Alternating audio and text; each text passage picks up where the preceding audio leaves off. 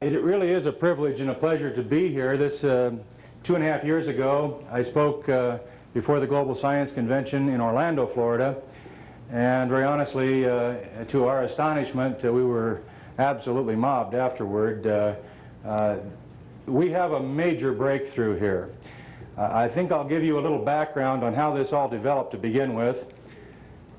In 1975 is when the initial breakthroughs were made in Phoenix, Arizona. Prior to that, just to give you a little quick history on myself, I had spent about 15 years in the insurance industry. Don't hold that against me, by the way. Very successful career, financially, certainly.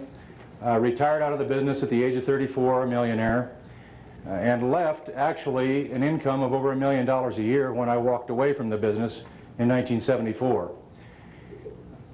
For 2 years, my last 2 years in that industry, I had been having reoccurring dreams, and it got to the point where it was actually flashing in my mind during my waking hours as well, that there was something else calling me, something else I should be doing with my life, and it became so prevalent without my knowing exactly what it was that in fact I just decided I must leave that business to find out what the answer to that question was.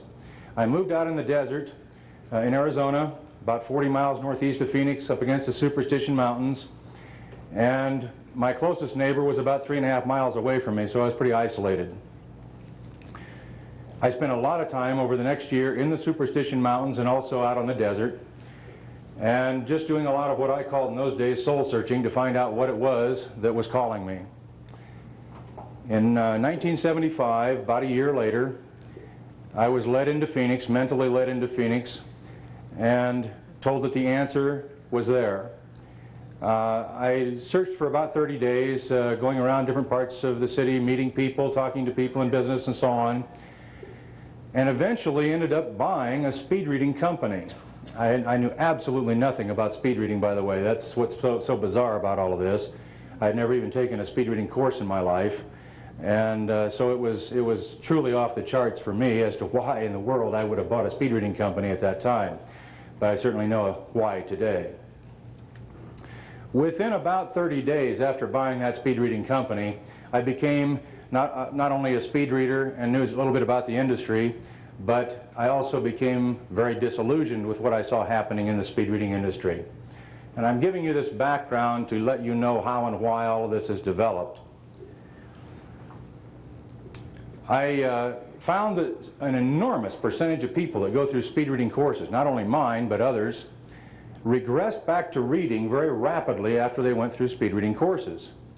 And in fact, I went out across the country and interviewed over 5,000 people that within the last year had graduated from different speed reading courses, and found that over 90% of them had regressed back to reading within 6 weeks after graduating out of speed reading courses.